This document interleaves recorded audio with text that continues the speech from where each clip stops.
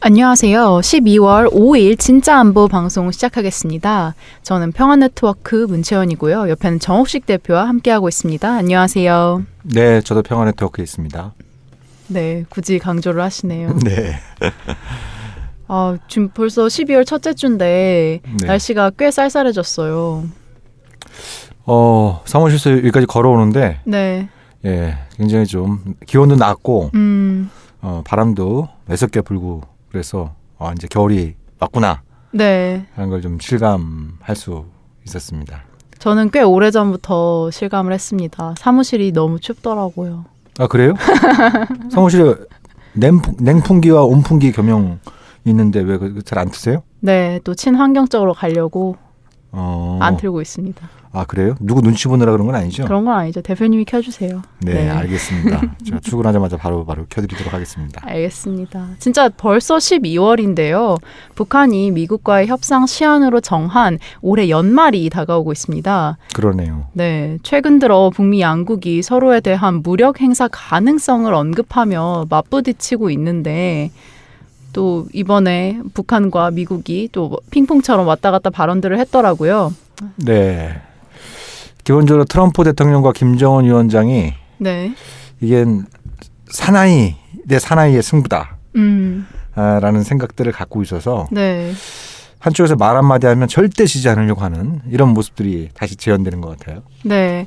한번 그 대화 내용을 살펴보자면 3일 오후에 이태성 외무성 미국 담당 부상이 우리가 미국에 제시한 연말 시한부가 하루하루 다가오고 있다며 남은 것은 미국의 선택이며 다가오는 크리스마스 선물을 무엇으로 선정하는가는 전적으로 미국의 결심에 달려있다. 네. 라고 이야기를 했어요. 여기서 크리스마스 선물은 아마 ICBM을 뭐 이야기한다고 많은 추측들이 있었죠. 이 담화 내용을 들으니까 네. 떠오르는 장면이 있어요. 어떤 장면인가요? 재작년, 그러니까 2017년 7월 4일이었죠. 그때 북한이 화성 14형 네. ICBM급에 해당되는 미사일을 시험 발사하면서 네. 이것은 미국의 그 독립기념물에 보내는 선물이다. 라고 얘기를 네. 한 적이 있었어요. 네. 예. 그러고 나서 얼마 뒤에 이제 트럼프가 북한이 이런 식으로 까불면 인류 역사상 지금까지 보지 못한 화염과 분노에 휩싸일 것이다. 뭐 이렇게 네. 아주 극단적인 협박성 발언도 한 적이 있었죠. 네. 예. 그러니까 트럼프는 아마 그게 데자뷰로 느껴졌을 수도 있는 거죠. 이 크리스마스 선물이 2년 전에 북한이 얘기한 독립기념물 선물. 네. 이게 이제 데자뷰처럼 느껴져서 또 뭔가 자기도 좀 한마디 해야겠다 이런 생각이 들었을 수 있죠. 그렇죠. 그래서 이제 한 말이 김정은 북한 국무위원장과 좋은 관계를 가지고 있다. 그러나 필요하다면 무력을 사용할 수 있다라고 발언을 했는데 이 무력을 사용할 수 있다라는 발언이 국내외에서 상당히 대대적으로 보도가 되고 있더라고요. 네. 아마 2018년 이후에 트럼프가 대북 무력을 언급한 게 처음이어서 그렇지 않을까 싶은데. 네. 그렇죠. 작년 초, 그러니까 1월 초에 김정은 위원장이 신년사에서 내 그 집무실에는 핵단추가 있다. 네. 빈말이 아니다. 뭐 이런 식으로 얘기하니까 다음날 트럼프가 트위터로 내 책상 위에도 핵 버튼이 있다. 네. 내 거는 네 거보다 더 크고, 그죠?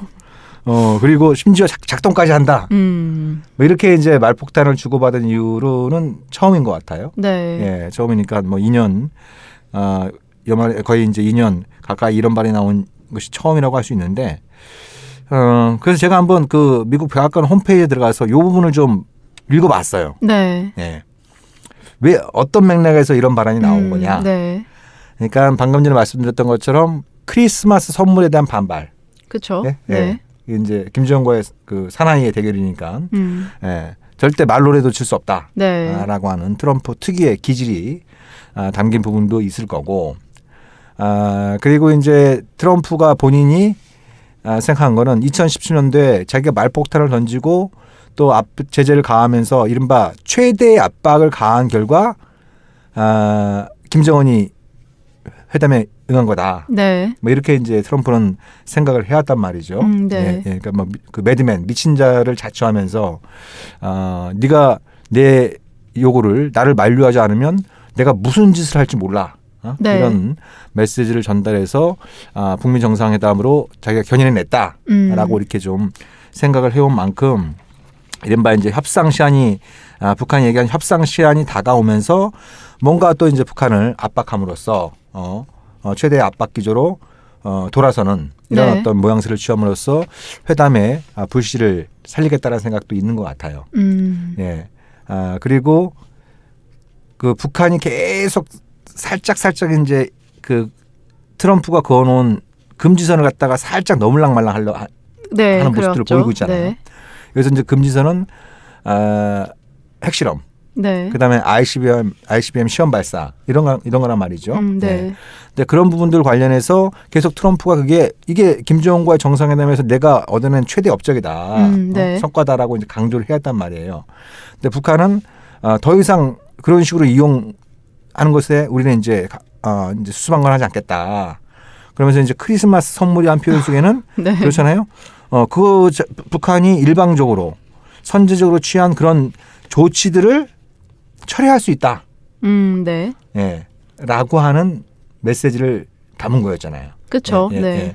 근데 트럼프가 이렇게 이제 무력 사용까지도 1년여 만에 얘기한 부분에는 만약에 그런 식의 금지선에 또 넘으려고 할 경우에 내가 무슨 일을 할지 몰라. 네. 이런 또 메시지를 전달하려고 한 부분이 있죠.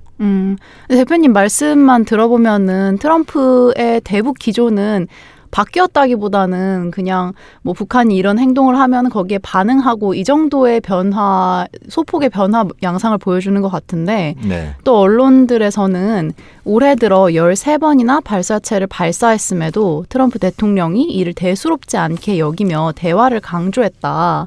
네. 근데 이번에 무력 사용 이야기를 한 것은 확실히 좀 기존 태도와는 분명히 다른 바뀐 온도차를 보여준다라는 분석들이 많았는데 뭐 이게 크게 달라졌다라고 보기는 좀 어렵죠. 네. 그 어려운 부분이고 자기가 이제 이것이 협상의 기술이라고 자기는 생각을 하는 거니까. 네. 근데 제가 백악관 홈페이지에서 그 부분을 읽으면서 이 발언은 김정은 위원장 못지않게 네. 또 누구를 겨냥한 발언, 누구한테 좀 이 발언 좀 들으라고 한 또 하나의 대상이 있습니다.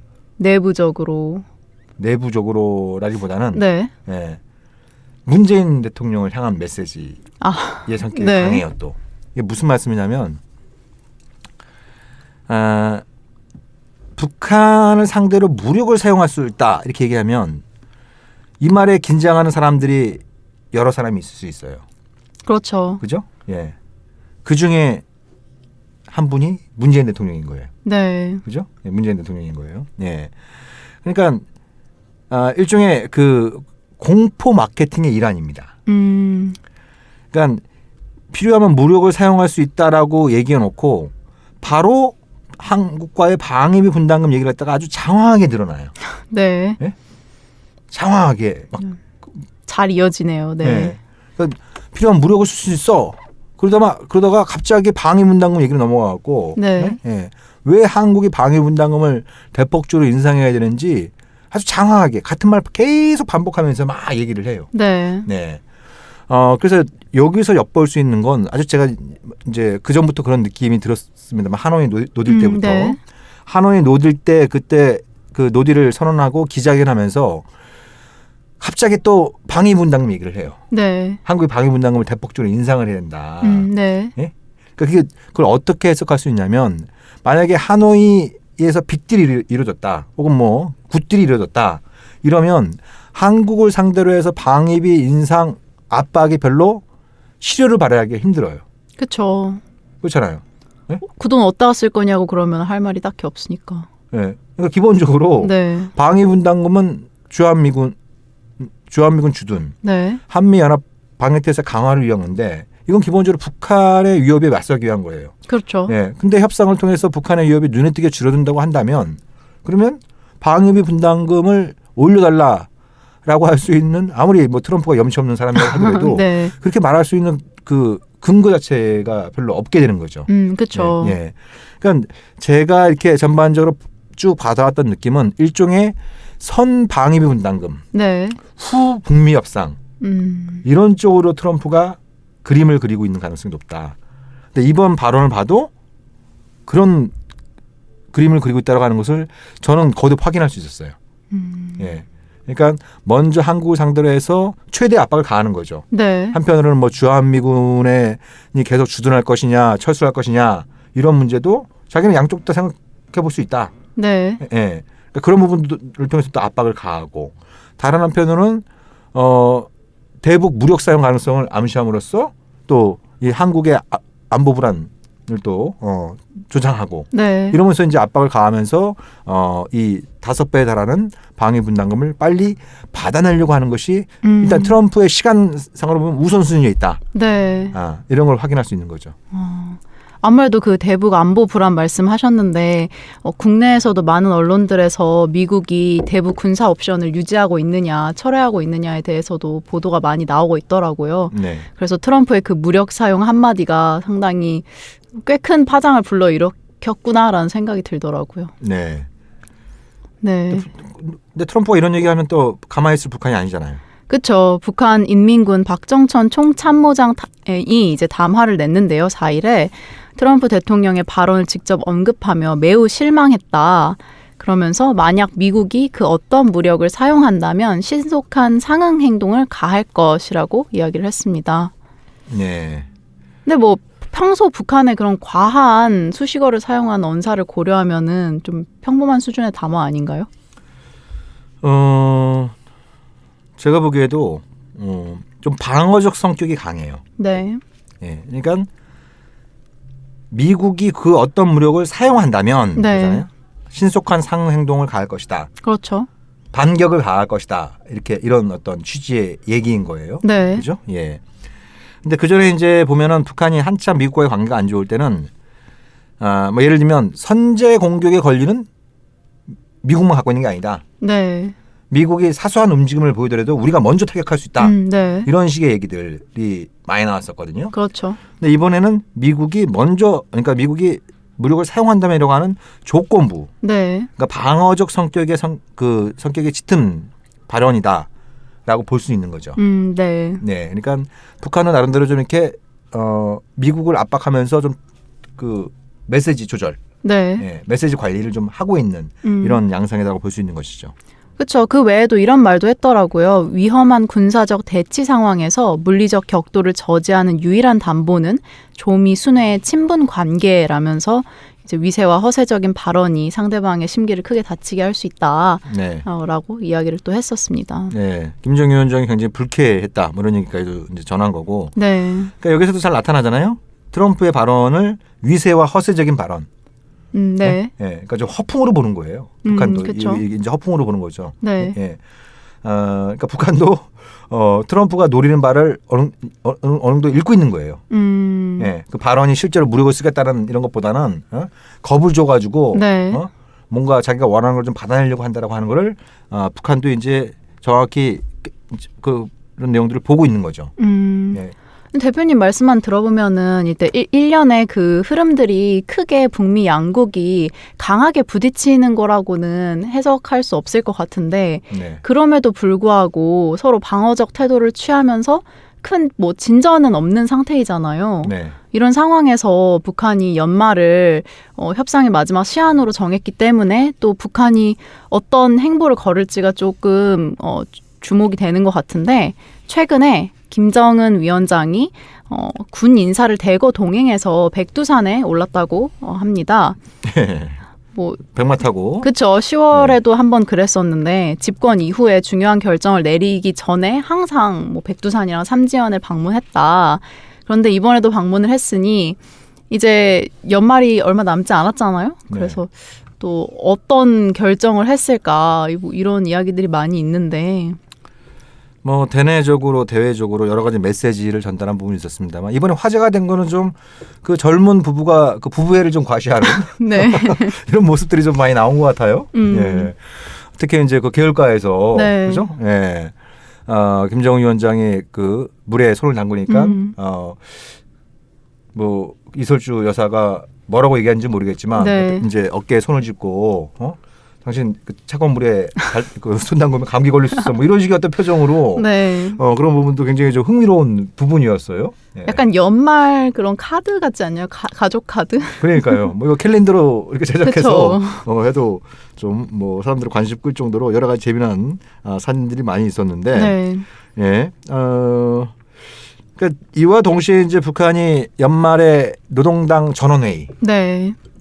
북한의 아주 중요한 정책 결정 그 회의라고 할 수 있는 노동당 전원회의를 소집해 놓고 있어요. 네. 12월 하순에. 네. 예, 정확히 언제 열릴지는 모르지만, 그러니까 보통 그 북한은 이제 12월은 총 결산의 달이에요. 네. 예, 그러니까 1년 동안의 일을 총 결산하고 그거를 갖다 이제 그 다음 연도 네. 예, 계획을 그런 내용들이 담기는 게 김정은의 신년사잖아요. 그렇죠. 예, 예. 그래서 사실 결산하기 바빠요. 네. 뭘 새로 하기가 좀 쉽지 않아요. 예. 근데 이번에 노동당 전원회의를 소집했다라고 하는 건 네. 이것이 이제 김정은 체제 들어서 북한의 이제 의사결정 과정이 과거와는 좀 달라지고 있다는 것도 이제 보여주는 측면이 있어요. 이것이 이제 뭐 김정은 개인이 한다, 뭐 신년사를 통해서 개인이 한다 이런 것보다는 어떤 당의 공식적인 정책 결정 과정을 통해서 네. 그걸 총 결산하고 향후 계획을 이제 합의하고 그걸 김정은의 어떤 신년사를 통해서 발표하는 이런 어떤 모습들을 보인다라고 하는 측면이 이제 하나 있는데. 거기서 이제 눈에 띄는 건 그 중대한 국내외 네. 정세 변화. 그렇죠. 예. 변화된 대내외적 정세의 요구에 맞게 중대한 문제를 토의 결정하겠다. 네네. 그래서 이 중대한 문제가 도대체 무엇이냐 이런 네. 이야기가 있는데. 네. 그러니까 이게 뭐 크리스마스 선물까지 우리가 염두에 둔다고 네. 한다면 제가 예상하는 건 제가 예상해 보기는 일단 뭐 자력갱생을 강조하는 건 뭐 당연히 들어갈 거고요. 네, 그렇죠. 올 한 해 내내 자력갱생 그래왔단 말이에요. 네. 그거를 더더욱 더 강조하는 것은 당연히 들어갈 거고.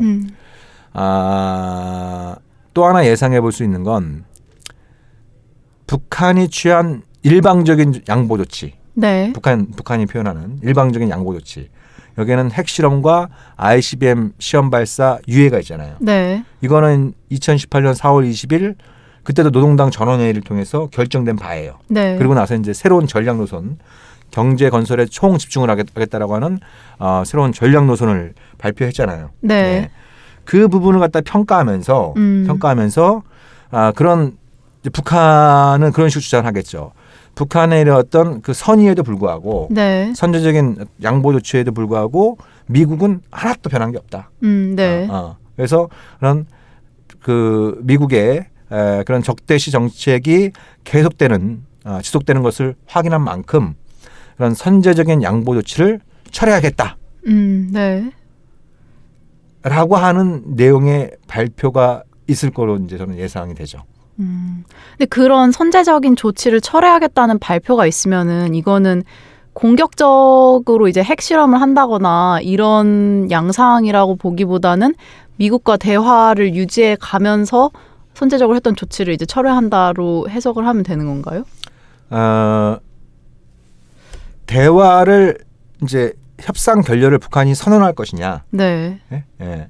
연말 시한이 다가왔는데 아니면 좀 여지를 남겨둘 것이냐도 중요한 포인트가 있죠. 네. 여지를 남길 것이냐 이제 중요한 포인트일 텐데, 근데 이 부분 관련해서 아마도 우리가 뭐 공개적으로는 확인할 수는 없지만 물 밑에서 움직이고 있는 나라들이 있을 거예요. 일단 네.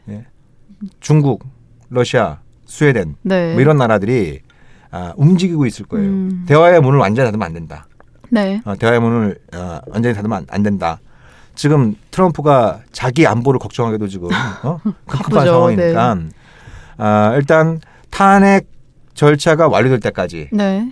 그러니까 뭐 연말에 하원에서 표결에 들어가서 그것이 가결이 된다고 하더라도 상원에서 또다시 표결을 해야 되잖아요. 그렇죠. 예. 근데 상원에서는 공화당이 다수당이기 때문에 거기서 이제 가결될 가능성은 굉장히 낮잖아요. 네. 예. 거기 없다고 본다고 한다면 대충 한 2월쯤에는 이 미국의 탄핵 정국이 마무리 될 거고 본격적인 대선 레이스에 들어갈 거기 때문에 네. 지금 트럼프가 그 문제에 정신이 팔려 있는 상황인 조건에서 북한이 대화 협상 결렬을 선언하고 대화의 네. 문을 완전히 닫아버리고 2017년처럼 또다시 핵실험이나 ICBM 발사로 나서면 그러면 영영 기회는 이제 잃게 된다. 그렇죠. 아, 네. 그래서 북한이 대화의 여지를 남겨둘 것이냐도 이번에 이제 노동당 전원회의 그 다음에 네. 그 김정은의 신년사에서 우리가 좀 주목해 볼 필요가 있는 것이죠. 그러니까 예를 들면 대화와 협상을 통해서 한반도 문제를 풀겠다라고 하는 북한의 의지에는 변함이 없지만, 네. 예, 이것은 상당히 높은 수준의 기대치인 거고, 그죠? 네. 예, 없지만 그러나 아까 얘기한 것처럼 미국의 적대의 정책이 계속되는 조건 하에선 이제 일방적인 양보 조치를 철회하겠다. 네. 예, 예, 이렇게 얘기한다면 그나마 다행이다. 예? 네. 그나마 다행이다. 근데 반대로 미국과의 대화의 문을 완전히 닫겠다고 네. 하면서 일방적 양보 조치의 철회를 발표하면 그거는 정말 안 좋은 방향으로 갈 가능성이 높아지겠죠. 예, 그래서 이 대화의 불씨를 남겨둘 것이냐 그렇지 않을 것이냐가 이 노동당 전원회의와 김정은 신년사에서 우리가 좀 짚어봐야 될 핵심 포인트다. 이렇게 네. 일단 얘기를 할 수 있겠죠.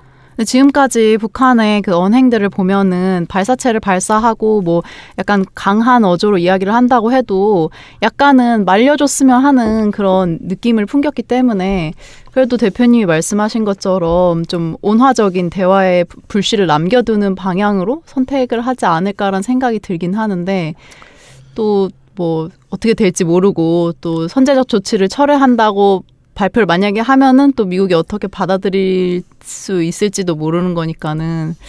그러니까 그런 게 있어요. 네. 아까도 제가 말씀드린 것처럼 이건 어찌됐든 사나이 대 사나이의 대결로 생각하는 부분이 네. 있는데 이걸 갖다가 지금 이제 향후 상황을 갖다 전망하는 데 있어서는 도움이 될 만한 사례가 2017년 초의 상황이에요. 아까 제가 얘기한 것처럼 네. 김정은이 신년사를 통해서 ICBM 마감 단계에 들어섰다. 네. 라고 얘기했을 때 트럼프가 그 트위터로 절대로 그런 일은 없을 거다. 예? 네. 막 그렇게 해서 막 옥신각신 했던 거예요. 그죠? 옥신각신 했던 부분인데 트럼프로서는 ICBM 발사가 실제로 이루어지면 이제 가오가 안 쓰는 거죠. 이건 이제 대선을 앞두고 악재가 될 겁니다. 네. 예? 왜냐면 트럼프가 자기가 제일 잘한 게 이거라고 얘기했는데 그쵸. 이게 이제 깨지면 대선을 앞두고 악재가 될 수 있겠죠. 네. 그럼 트럼프가 실제로 어떻게 나올지 몰라요. 그쵸. 완전 예측 불가능한 사람이니까. 더더욱도 이제 미친 네. 척하거나 진짜 미칠 수도 있는 거예요. 네. 예. 예. 근데 거꾸로 김정은 입장에서는 네. 북한이 이런 능력에 있다라고 하는 걸 보여줘야 네. 비로소 다시 이제 트럼프가 그 작년 싱가포르 때 초심으로 돌아가서 네. 북한의 요구에도 경청할 것이다라고 생각할 거란 말이에요. 네. 예? 예. 그러니까 이 사이의 균형을 어떻게 맞출 것이냐 굉장히 중요한 부분이에요. 네. 그래서 이제 제가 사실 예상은 잘 안 하려고 하는데 아무튼 왜 또 해보면 이렇게. 예. 네. 예상이 중요한 게 아니라 실천이 중요하다. 그쵸. 뭐 이렇게 생각하는 부분이 이제 좀 뭐 요즘 그런 생각이 들어서 좀 그렇긴 한데 네. 근데 아무튼 좀 가능성 하나 점쳐 본다고 한다면 북한의 선택지는 대화의 불씨를 완전히 꺼트리진 않으면서 네. 그리고 아까 얘기한 것처럼 선제적인 일방적인 양보 조치의 철회를 선언하면서 네. 실제의 핵실험을 하거나 ICBM 발사는 좀 당장 하지는 않을 거다. 네. 예, 최소한 트럼프가 탄핵 정국에서 돌아오는 이때까지 그러니까 내년 2월까지는 거기까지는 가지 않을 거다. 네. 라고 예상을 해볼 수 있는 거죠. 그래서 만약에 네. 그러면 양쪽 다 체면을 살릴 수 있는 방법이기도 해요. 그게. 네. 예? 그러니까 트럼프는 자기가 또 여차하면 무력을 쓸 수 있다 이렇게 압박을 가하니까 네. 압박을 가하니까 북한이 말로만 하지 못 쏘고 있다라고 얘기할 수 있는 거고. 그렇죠. 또 북한은 거꾸로 만약에 탄핵 정국이 마무리된 다음에 북미 회담 특히 3차 북미 정상회담이 열린다고 한다면 이것은 다시 ICBM 시험 발사를 유예했기 때문에 유예했기 때문에 그 북한의 위세에 눌려서 트럼프가 다시 회담에 나오는 거다. 네. 그러니까 자기 구미에 맞는 식의 해석이 가능해지는 부분들이 이제 생기는 거예요. 그렇죠. 네. 예. 그래서 아마 그 사이에 균형점을 찾아가려고 하는 움직임들이 있을 수 있다. 저 상당히 바쁘겠는데요. 지금 12월 말이 얼마 남지가 않았거든요. 네. 예. 그리고 이제 이걸 하나의 이제 그냥 우리가 점치듯이 예상해 보는 것이 아니고 그렇게 만드는 게 더 중요해요. 네. 네, 그렇게 만드는 게 중요하니까 안타깝게도 지금 남북 관계가 완전히 단절된 상태여서 네. 뭔가 이렇게 북한에게 또 북한에게 좀 이렇게 뭔가 조언을 하기가 좀 어려운 상황이란 말이에요. 네. 그렇지만 아까 얘기한 것처럼 뭐 중국, 러시아, 또 스웨덴 네. 이런 나라들과의 긴밀한 공조를 통해서 적어도 트럼프가 탄핵 정부에서 돌아올 때까지는 판을 깨서는 안 된다. 네. 판을 깨서는 절대 안 된다. 네. 라고 하는 부분들을 갖다 북한에 지속적으로 메시지를 보내는 게 대단히 중요한 타이밍이다. 네. 이렇게 볼 수 있는 거죠.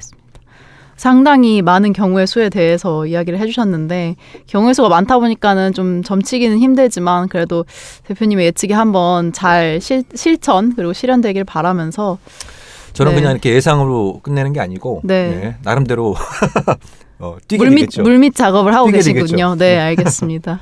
네, 그럼 저희는 1부 이것으로 마치도록 하겠고요. 2부에서 찾아뵙도록 하겠습니다. 감사합니다. 네, 고맙습니다.